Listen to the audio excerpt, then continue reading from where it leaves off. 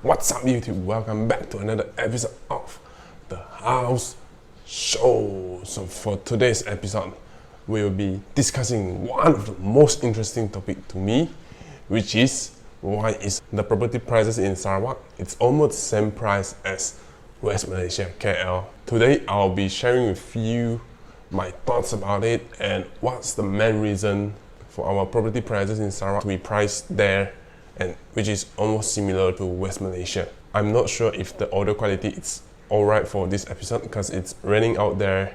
If the audio quality for this episode is not that clear, it's not that good, I'd like to apologize in advance then. I believe you have seen numbers of Facebook ads these days regarding the property in KL. I guess you have a rough estimation, a rough idea on the KL property prices. Just to let you know, the property prices for Sarawak, it's the fourth highest in Malaysia. If I'm not mistaken, it's right after Sabah, Penang, Kuala Lumpur, and then the fourth would be Sarawak. Why would I actually produce this video?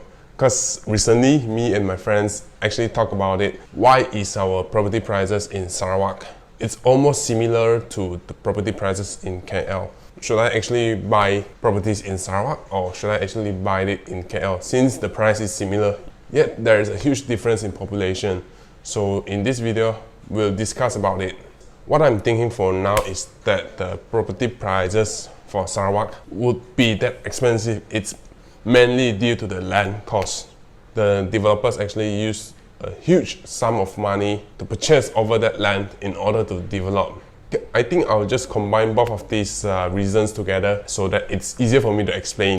While the other reason is that the plot ratio that we have it here in Sarawak, it's lesser compared to the ones in KL. The developers can actually build lesser units on this particular piece of land as the plot ratio given is lower. Try to think about it from this way. This land, the developer purchased it for 5 million. Then the plot ratio, it's what determines how many units the developer can build on that piece of land. Let's just say if the developer can build 100 units on that piece of land, the 5 million will be shared by the 100 owners equally. While the other scenario would be the developer can actually build 500 units on that 5 million piece of land.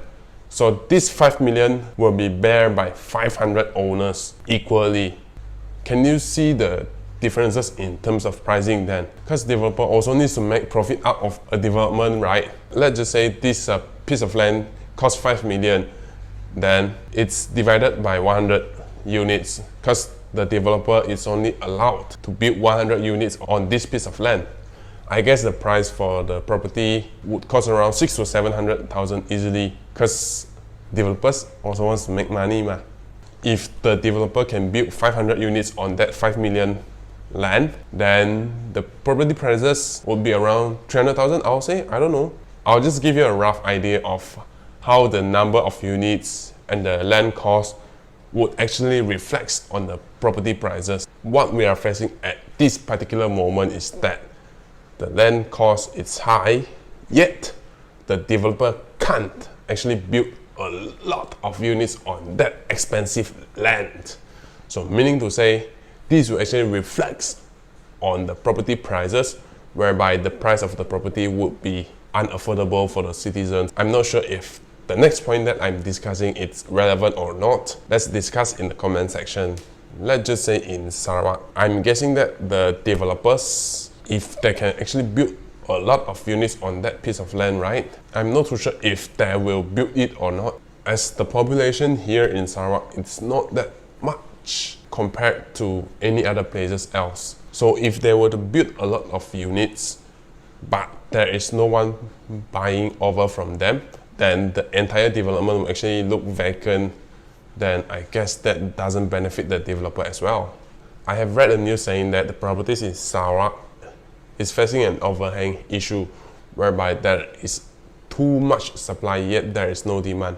Yet, let's just have a look on these Prima houses, how fast they have been sold off. That actually reflects back that people in Sarawak is still buying properties. The main reason for that overhang issue is that we as a Sarawakian can't actually afford the property prices that we are paying for. Moving backwards from that point, what is the main reason for the property price to be that high? Which is the number of units and the cost of land. In order to solve this issue here, I'm guessing that probably they can adjust the plot ratio for the developers to build more units in a piece of land. In that sense, the prices for the property per unit will actually be reduced as the number of units gets more. If you were to purchase a property in KL or wherever else, kindly take note on the density as well. Although the price you are paying is similar, but then the density issue would arise when you actually started staying there, because more people equals more problems, I would say. Yep, so I guess that's all for this episode. If you think that this episode actually helps you or actually brings you some value, remember to give it a like and even smash that subscribe button. I'm not too sure if this episode actually helps you, or if you would like to discuss this topic, kindly leave a comment in the sections below. If you have any questions regarding real estate, feel free to reach me at any of the links below.